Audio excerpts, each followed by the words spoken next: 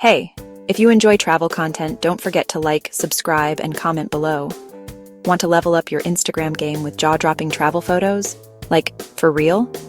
I feel like I'm constantly in this weird battle with my own feed, trying to make it look like cool and not just, a picture of my lunch. It's a whole thing. And I've been thinking about it a lot, like, what makes a travel photo actually good? Is it the Eiffel Tower? Is it like a picture of you on a beach that everyone's been to a million times? I don't know. I'm kind of over it. Forget tourist traps. This year, it's all about capturing the soul of a city through its hidden gems and local charm.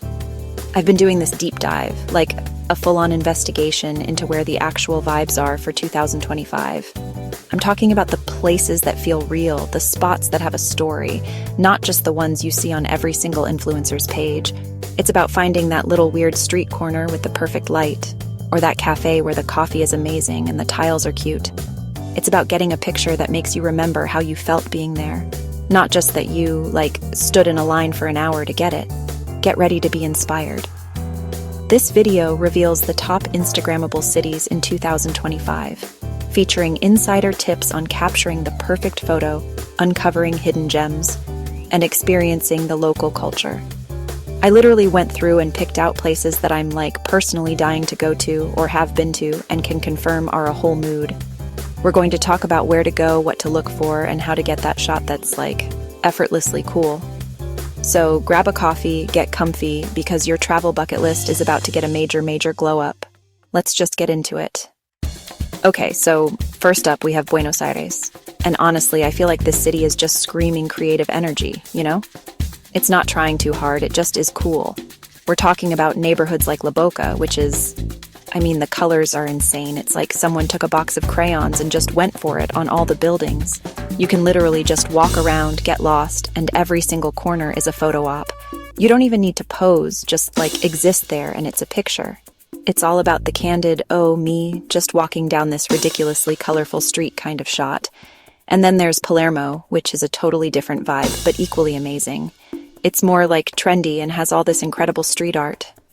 I'm talking massive building-sized murals that are just works of art you can stand in front of. You could spend a whole day just hunting for the best pieces, and the whole time you're finding these cute little cafes and vintage shops. It's less about a specific landmark and more about the texture of the city itself. The peeling paint, the intricate graffiti, the juxtaposition of old and new. It's just, so good. You have to capture the details. So, next is Santorini, and I know what you're thinking. It's the most famous one, right?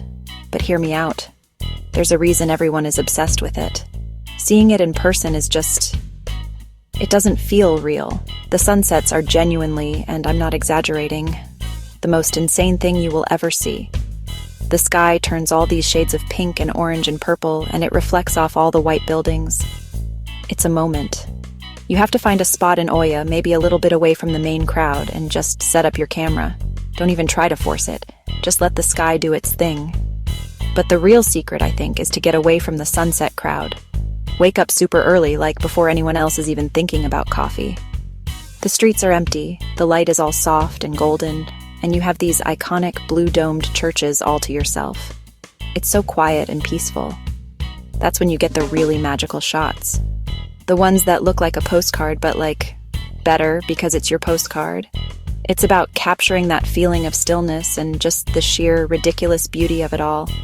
It's a lot of white and blue, so maybe wear something that pops, like a red dress or something. Iconic. Okay, moving on to a completely different energy, Kyoto. This city is the definition of serene. If your aesthetic is more calm, peaceful, and just beautiful, this is it.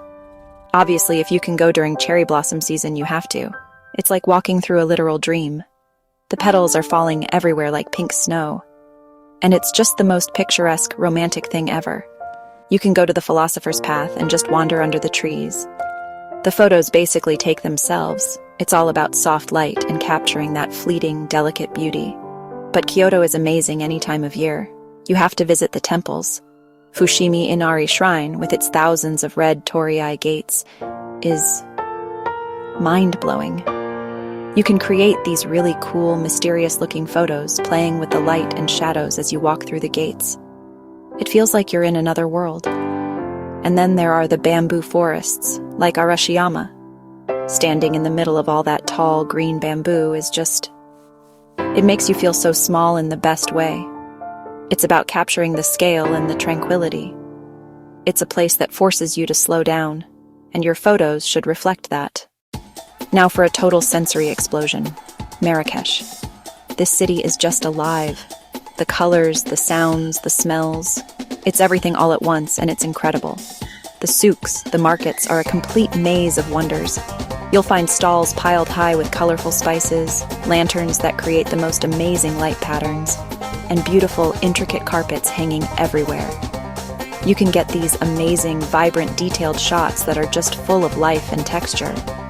It's not about being perfect, it's about capturing the beautiful chaos of it all. Just point your camera at a pile of spices, I'm serious. Beyond the markets, the architecture is just... wow. The riads, which are these traditional Moroccan houses with inner courtyards, are hidden gems. On the inside, they're these peaceful oases with the most stunning tilework called zellage. Every surface is a potential backdrop. You can spend hours just taking pictures of the patterns on the walls and floors. And places like Jardin Majorelle, with its intense cobalt blue accents, are just a photographer's dream. It's all about bold colors, intricate patterns, and finding beauty in the little architectural details that are everywhere you look. All right, let's talk about Cape Town, because the landscape here is just pure drama. It's where these insane mountains just crash right into the ocean. The main character, obviously, is Table Mountain. You can take a cable car to the top and get the most epic panoramic shots of the entire city and the coastline.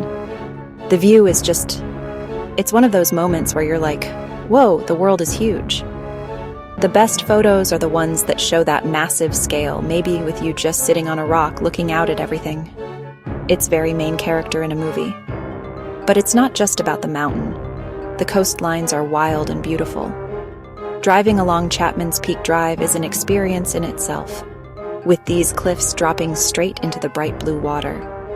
Then you have places like Boulder's Beach, where there are literally penguins just chilling on the sand. Penguins on a beach.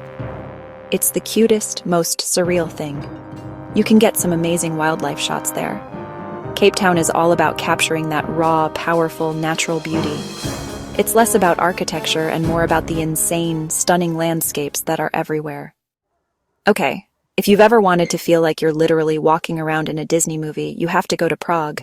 It's pure fairy tale. The Old Town Square looks like it was built for a princess. It has the astronomical clock and all these pastel-colored buildings with the most charming roofs. You can just sit there with a chardelnik, which is like this amazing cinnamon sugar pastry thing, by the way, and just soak it all in.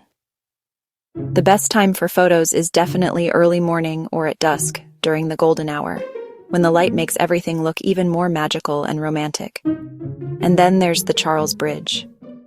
It's iconic for a reason. Walking across it, with all the statues and the view of Prague Castle in the distance, is just... it's a moment. Again, go early to avoid the crowds and you'll have it almost to yourself. The cobblestone streets throughout the city are also just endlessly charming. You can wander down any little side alley and find the cutest doorways and hidden courtyards. It's all about capturing that old-world storybook feeling. The history feels so present, and you can get these really timeless, moody photos that feel like they could have been taken 100 years ago. Last but not least, we have Sydney. Sydney is like that friend who is effortlessly cool, loves being outdoors, and also has a really sick apartment with a view. It's this perfect blend of a bustling modern city and absolutely stunning natural beauty. Obviously, you have the icons, the Opera House and the Harbor Bridge. You have to get the shot. But instead of the basic tourist photo, try getting it from a different angle. Take a ferry to a different part of the harbor or go to Mrs. Macquarie's chair for a classic postcard view, especially at sunset when the skyline lights up. But the real magic of Sydney, for me, is the connection to the water and the coast. The Bondi to Coogee Coastal Walk is a must-do. It's a few miles of the most gorgeous cliffside views, with turquoise water crashing below and these amazing ocean pools carved into the rocks. The Bondi Icebergs pool is probably the most famous, and, it's just ridiculously photogenic. It's all about capturing that active, sun-drenched Aussie lifestyle. The bright blue of the water against the sandstone cliffs. It's a color palette that just pops. It's a city that's beautiful and doesn't even have to try. So that's it. That's the list. I'm honestly so hyped up right now, I feel like I need to go book a flight immediately. From the colorful chaos of Buenos Aires to the, fairy tale dreaminess of Prague, each of these cities has such a unique personality and a million different stories to tell through your photos. It's not just about getting a pretty picture for your feed, it's about making a memory, you know? It's about finding a place that speaks to you and capturing what it feels like to actually be there in that moment. I really hope this gave you guys some serious inspiration for your next trip. The world is so ridiculously big and beautiful, and sometimes just seeing a place can spark that desire to go and explore it for yourself. Remember to wander off the main path, look for the little details, and don't be afraid to just put your camera down and enjoy the view for a second. The best photos always come when you're genuinely having a good time and feeling connected to where you are. Which city are you adding to your bucket list? Let us know in the comments, and don't forget to follow for more travel inspiration. Seriously, I want to know where you guys are dreaming of going. Maybe I'll get some ideas for my next video. Okay, thank you so much for watching, for hanging out with me, and I will see you guys in the next one. Bye!